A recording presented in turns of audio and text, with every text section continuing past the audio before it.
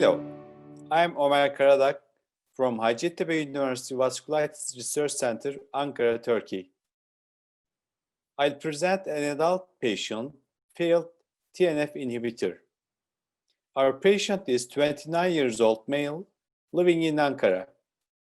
His first complaints were started when he was 2 years old as skin rash and fever. At age 7, he had skin rash at both legs and arms, arthralgia, fever, and abdominal pain. His differential diagnosis of periodic fever revealed MEF mutation as negative, and a skin biopsy was done concordant with cutaneous PAN. His symptoms were controlled with low and moderate dose corticosteroids. He had been followed out for 5 years with no any drugs. When he was 25 years old, he had necrotic ulcers in both feet. Even he had been used pulse, corticosteroids, and cyclophosphamide, there was no response, and partially amputated of first 3 fingers of left foot.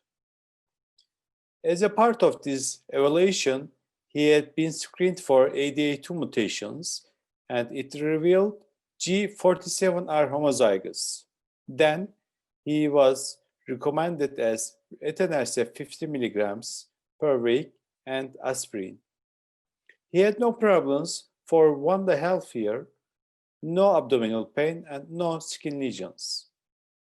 Then etanercept was stopped according to the physician decision. During these years, he had been using not regularly aspirin and prednisolone. His first admittance to our vasculitis center was at March 2020 with abdominal pain for 6 to 7 months, aggravating after meals. Physical examination revealed hypertension, moderate tenderness in periumbilical area with deep palpation. He had livedo reticularis. In his evaluation, he had a suspicion of stroke history, but there was no motor or sensory deficits. He had 3 times elevated CRP and mildly lowered gamma globulin levels. As you can see in the picture, he had bilateral renal infarcts. On the other hand, he had no problems in aorta and extremity arteries. His colonoscopy and MR enterography were in normal range. There was just a minor mild inflammation in colonoscopic biopsy. He had 1.3 grams per day proteinuria. His blood pressure was in control in using perindopril, hydroxychloroquine, chlorothiazide, and amlodipine. Etanercept was restarted. 4 months later, after nail cut, he had soft tissue lesions, as you can see in the picture. Firstly, we recommended antibiotherapy. 2 weeks later, there was no major improvement, so 1 dose of intramuscular steroid was recommended.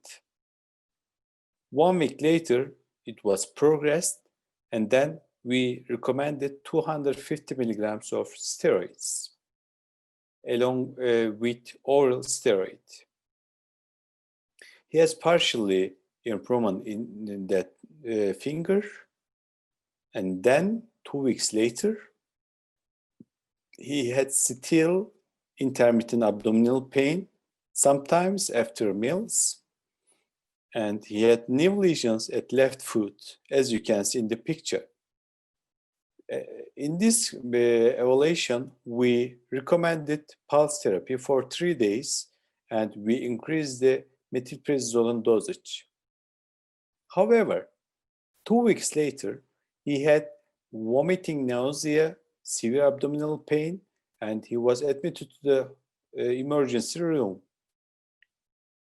In that evaluation, he had fever, rebound and defense at abdominal, and markedly elevated CRP. As you can see in the picture, there was air fluid levels. Emergency surgery revealed a perforation 120 centimeters lower than tricep ligament with a diameter of 5 to 5 millimeters. As you can see in the picture, there was congestion and recruitment of the inflammatory cells of the there. However, vascular walls were intact. There was no fibrin debris, or there was no fibrinoid necrosis in the pathology. So we can say that there was an ulcer, solitary ulcer, and this ulcer is sterile, and this picture, whole of this picture is concordant with diminished vascular integrity. You can see the last picture of left foot in the right upper of the poster. And also we performed MRI of foot, and this showed an osteitis at 4th and 5th digits. So as a conclusion, we presented a case who is on etanercept treatment and still having skin and abdominal problems. And there is no literature regarding the treatment of these patients. Yes, tocilizumab, there are some cases regarding use of tocilizumab in these patients, but our case series, we have one patient using tocilizumab, and this patient didn't respond to tocilizumab. On the other hand, tofacitinib is another alternative.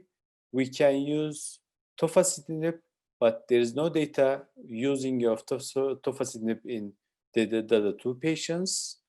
So we present this case to take the opinion of attendees, and all comments and questions, remarks are very welcome to our poster. Thank you very much.